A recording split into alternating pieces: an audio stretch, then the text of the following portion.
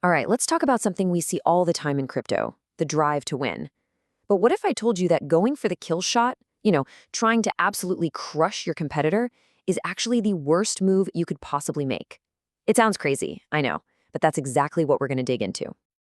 I mean, you've seen it. We all have, right? The super intense tribalism, the maxes screaming on social media, that feeling of, yeah, almost celebration when another project stumbles. It's this whole win at all costs thing, and it basically turns competition into an all out war. So that's the vibe. But what if that instinct is just wrong, like fundamentally a huge mistake? What happens when you push a competitor so far back, right to the edge, that they do something completely desperate, something so destructive it doesn't just hurt them, it ends up burning you and, yeah, the entire ecosystem along with them? Okay, so to really get our heads around this, we've got to look somewhere you probably wouldn't expect. We're talking microeconomics. Yeah, I know. But there's this really fascinating paradox in there that perfectly explains why backing an enemy into a corner makes them, well, incredibly dangerous. So the technical term for this is a Giffen good. Kind of a weird name, right? I like to call it a cornered good because it just makes more sense. Think about it. Normally, price goes up, people buy less. Demand falls. Super simple. But with a cornered good, everything gets flipped upside down. The price goes up and demand also goes up.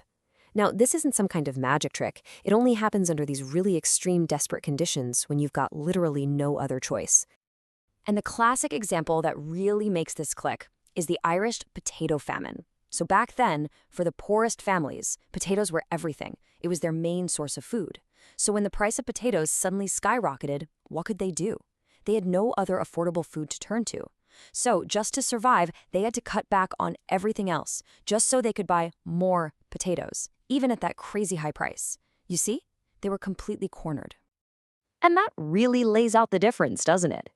On one side, you've got the normal, logical way a market works. But on the other, you have the desperate logic of pure survival. And that's where all the usual rules just get thrown right out the window. Okay, I can hear you thinking, what does a 19th century famine have to do with my crypto portfolio? Well, the connection is actually shockingly direct, because when a crypto project gets pushed to the absolute brink, it stops acting like a business and starts acting like something that's just fighting to survive. The translation here is actually pretty simple. You just swap out rising price for rising existential pressure. And instead of people demanding more potatoes to live, you have a project with a desperate, all-consuming demand for one thing and one thing only: its own survival. Let's make this super concrete with a couple of examples. So say you've got an L1 blockchain and it's kind of becoming obsolete. The rational response? Pivot, find a new niche, right? But a cornered L1? Nah. It might just start printing its token like crazy, launching some wild Ponzi-like scheme just to get some exit liquidity. Or what about a centralized exchange facing a bank run? The right thing to do is be transparent, build trust. But a cornered CEX? Forget about it. They might just halt withdrawals or even start trading against their own users. You see, it's not about long-term strategy anymore. It's just about making it through the next 24 hours. And here's the absolute key to understanding this. From the outside looking in, these moves look totally insane. You'd think, why would they do that? But from inside that project, when your back's against the wall, it's what I'd call irrationally destructive. All the normal rules, reputation, long-term health, building something sustainable, all of that goes right out the window. The only thing that matters is survival, right now, whatever it takes. Okay, so a cornered project does desperate things, fine. But you might be thinking, so what? If I'm the one winning, why should I care? Well, here's why you should care. The blowback, the shrapnel from their fight for survival, can be really, really bad and totally unpredictable. Think about what a competitor fighting for its life can do. They become dangerously unpredictable.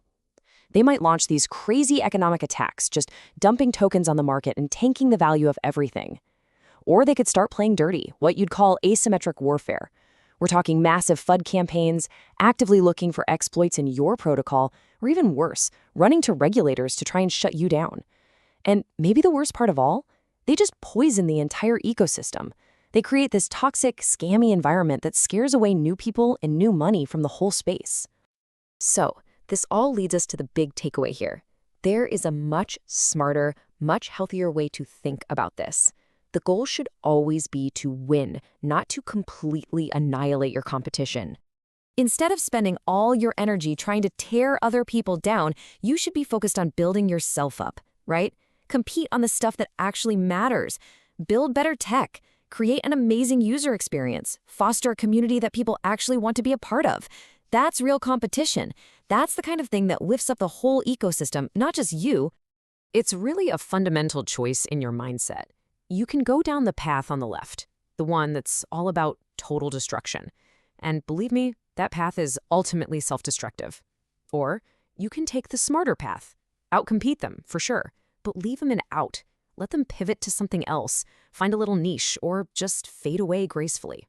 That's not being weak. That's being strategically smart. Because at the end of the day, that's the bottom line. Win the game. That's the goal. But don't break the whole board in the process, making it so that nobody can play anymore. So, I'll leave you with this thought.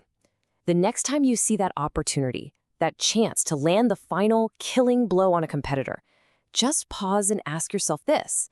If pushing them over the edge forces them to do the only thing they have left, to set the entire board on fire, and in that fire you get burned, your users get burned, the whole space gets burned, did you really, truly win?